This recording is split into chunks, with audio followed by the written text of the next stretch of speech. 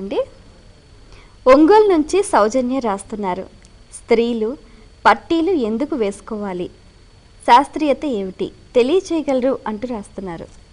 రజత లోహం మనం ఉపయోగించేటువంటి లోహములలో మనకు నాభి క్రింది భాగం నుంచి రజతాన్ని ఉపయోగించాలి. వెండిని పై భాగంలో ఉపయోగించకూడదు. ఇక్కడ స్వర్ణాన్ని బంగారాన్ని ఉపయోగించాలి. ఇక్కడి నుంచి ముఖ్యంగా మన చేతికి క్రింది భాగం నుంచి నాభి క్రింది భాగం నుంచి మనం వెండిని ధరించాలి. అది ఈశ్వరుని యొక్క అశురుపాతంగా చెప్పబడుతుంటుంది వెండి లోహం.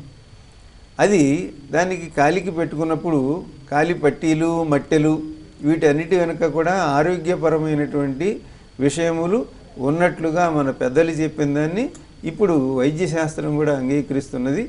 మన శరీరంలోకి రక్త ప్రసారం పైనుంచి క్రిందికి నిరంతరము సాగుతూ ఉండేటువంటి సందర్భంలో ఆయా కొన్ని ప్రధానమైనటువంటి నరములు అవి హృదయానికి చేరేవి, మన శరీరంలో ప్రధానమైన అవయవముల లోపలికి వాటిని నియంత్రించేటువంటివి. వాటిని అక్కడ ఈ లోహమును స్పృశింపజేయటం ద్వారా వారికి నిత్యకృత్యములలో వారు చేసే పనిపాట్ల ద్వారా ఆయా అవయవములకు జరిగే రక్త ప్రసారం విషయంలో కానీ వాటికి నష్టం లేకుండా ఉండటం, వాటికి ఉత్తేజం కలగటం, వీటి కోసం ఇవి ఏర్పాటు చేయబడ్డాయి. కేవలం స్త్రీలు ధరించడం అనేది ఒక ఆచారంగా ఉన్న పూర్వం పురుషులు కూడా ధరించేవారు. కాలికి కడియం ఉండటం అనేది మామూలుగా వ్యవసాయదారులు కానీ చదువుకున్నవారు చదువుకునేవారు అందరికీ ఉండటం ఒకటి.